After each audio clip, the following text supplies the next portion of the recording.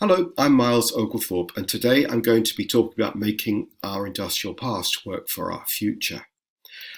And that will involve defining industrial heritage in the first instance, and then moving on to think about how it can work for our future. So, thinking about defining our industrial heritage, perhaps the best way of doing it is to refer to the Dublin Principles, which were agreed by Icamos and Ticky in 2011. And within the definition of industrial heritage, there are many components with which we can work towards enhancing the future of our societies. But one of the first steps is to understand its true value, and that's not been a foregone conclusion. Until relatively recently, it has been undervalued, and I suppose one of the great watershed moments on a global scale was the appearance of industry at the forefront of the UK's opening ceremony in the Olympics of 2012. On a more conventional level, one can say that the inscription of Velishka salt mine in 1978 represents a moment when industrial heritage was recognised in the mainstream of the built heritage. But now it's increasingly being recognised all over the world, and it's great to see the Singapore government recognising its historic bridges within its city and using them to good effect within the evolution of their city. But there are other types of perhaps less prominent heritage, infrastructure heritage, that are also of great value. And just as an example, our maritime heritage is really, really iconic and has great potential for localised regeneration schemes, as does our navigational heritage, such as lighthouses in a more rural context. So we need to communicate its value more widely. Now, one of the most obvious ways of doing that is to piggyback onto areas of heritage that are already very, very popular. And I would cite railway heritage as being a really good example. But the problem here is that so many people look at this photograph and see a steam locomotive and don't see the extraordinary coal mine behind it, which is what I look at.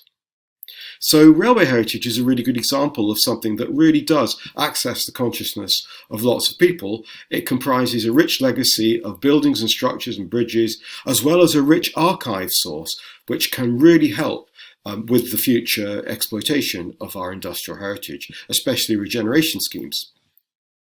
Some of the most evocative industrial heritage relates to energy, and obviously coal mining heritage is extremely important. There are many places across the world where there are really, really iconic coal fields. I would cite this area of Poland in Silesia around Katowice as being a really good example, but there are lots more. And there are rather more difficult areas of energy that also have great potential, such as oil and gas, the potential of which has been illustrated recently by our Norwegian colleagues in Stavanger. Some energy heritage is really difficult now, and obviously nuclear heritage is one of those areas because of its twin sources within both the civilian and the military environment, and also some very, very dark history, as is demonstrated by this uranium processing plant, which was a concentration camp, a Soviet concentration camp in the Czech Republic.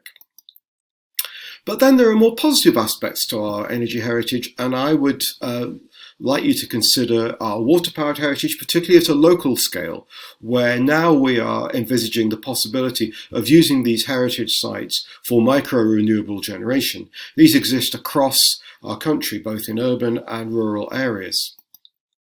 Then we have the macro hydro generation, which is being revolutionised by adaptation to accommodate pump storage, which is hugely important in how we manage renewable energy. So taking a strategic view, I think it's really important that we take a moment to consider how, within the real world and within the world of politics, we can make our industrial heritage recognisably helpful to the agendas of others on whom that heritage depends for its future. So having some form of strategic approach is important. We tried it in Scotland, and Historic England have just published their strategy, which is really interesting and encouraging to see. And this involves aligning with political priorities. In Scotland, it's not difficult because our politicians tend to see the value of our industrial heritage, as this wonderful picture of our government party in 2015 demonstrates. And what we have had to do is to try to align what our industrial heritage can do with our national performance framework and define national outcomes. And that is possible. That is possible, for example, in relation to sustainable cities, in relation to education and healthy living.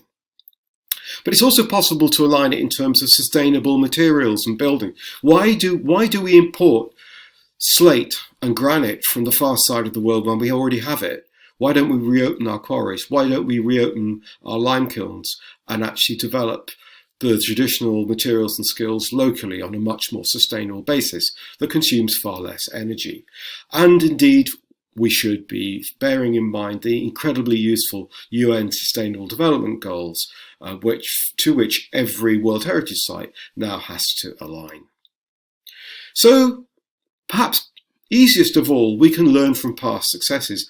There is a great track record over many decades of efforts and projects to reuse our industrial heritage. And there are some really iconic, pioneering projects such as those by Urban Splash. Controversial, they require quite a lot of compromise, some sacrifice in order to make them work, but they save enormous buildings, enormous sites, and they save enormous amounts of embodied energy. So they're really interesting. Pioneering projects also involve railway heritage, and we have a great history of that in the UK, but so do other countries. And just, if anybody's been to Antwerp station, it's just amazing. So I thoroughly recommend you go there if you're in Belgium.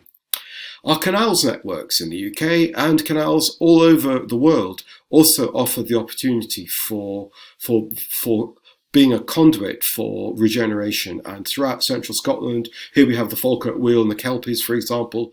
There are examples where canals have been a conduit for regeneration, and very successfully so. Here we have North Spears Wharf in Glasgow, in the centre of Glasgow. You can see what it was like on the right and what it's like now. A hugely important benefit to the people of Glasgow. And you've got entire cities like Dundee, where Historic Scotland over the years protected so much of its textile heritage, preventing it from being lost. And now Dundee is an exemplar for a city that's found a new life based on its former identity and its industrial heritage, and can attract museums like the branch of the Victoria and Albert, which opened a few years ago.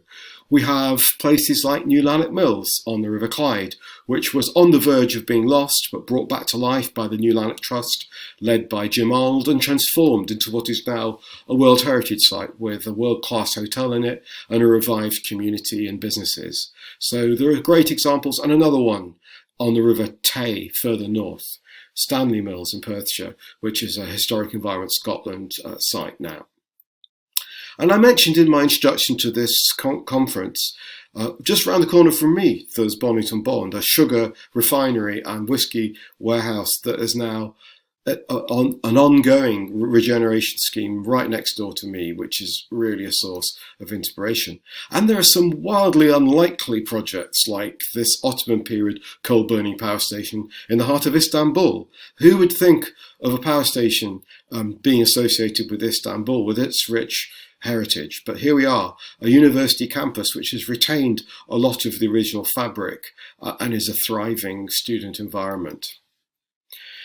There's quite a few quick wins, I think, that we can identify in using our industrial heritage to work for the future. Now, steel conservation. The Forth Bridge was one of the most extraordinary examples of a restoration project on an unimaginable scale, but at very considerable expense. We have lots of other prominent steel structures in our industrial landscapes and sites that desperately need help. And what are we going to do about them? Well, the answer is we can't do a Forth Bridge on all of these. We have to think about targeted solutions. And this is where work by people like Eva Wendland in Germany is so valuable, trying to work out whether high-ratio copolymerized calcium sulfonate products developed in Canada can be used in a targeted way to save dockyard cranes, in this case in Hamburg. A really interesting project that could have an impact on really big sites like Witkowice in Ostrava in Czech Republic, or Volklingen in Saarland in Germany. So thinking ahead, we were really lucky to have COP26 in Scotland back a couple of years ago. And during that conference, we were informed that over 50,000 buildings are demolished every year in the UK. And many of these are industrial, and many of these didn't need to be demolished, and we didn't need to lose the enormous amount of embodied energy that's captured within them. So it's really good that a couple of years previously, the Climate Heritage Network was launched in Edinburgh, and with ICOMOS and Europa Nostra, it's been possible to infuse the European Green Deal in Europe to take into account the value of our built heritage, and that includes industrial heritage. So we in Historic Scotland have been launching our climate action plan, and in that we take the view that our cultural built heritage shouldn't be seen as a victim of climate change, but rather it should be used as a catalyst, a driver to induce climate action, because we can reuse so much of our industrial heritage. We can give it a second life. And we can use it also to educate our future generations so that they respect the physical environment around them, that they stop being passive, uncritical mass consumers, that they learn STEM subjects, and that they become better citizens. We can also use it to ensure that our older generations, we don't lose their knowledge and skills. We need a succession strategy so that we can hold on to the intangible heritage that is so vital to our tangible heritage. And we have so many places that still need work that haven't been lost, like this extraordinary car factory in Edinburgh, just round the corner from me again, that was building cars in 1898. Electric cars in 1898. Isn't that incredible? It's in a terrible state, but it's now part of a major regeneration project. Another example, this is the site of the third oldest iron framed mill in the world in Aberdeen. An amazing site that's in terrible distress at the moment. So we need to take a look at some of the great success stories that are out there. And I would cite these textile mills in Poland, in what was once described as the Manchester of Poland. Łódź has done some amazing things with its industrial heritage. These mills are inspiring. I'm looking forward to visiting them for the first time. Very grateful to Bartosz for these images.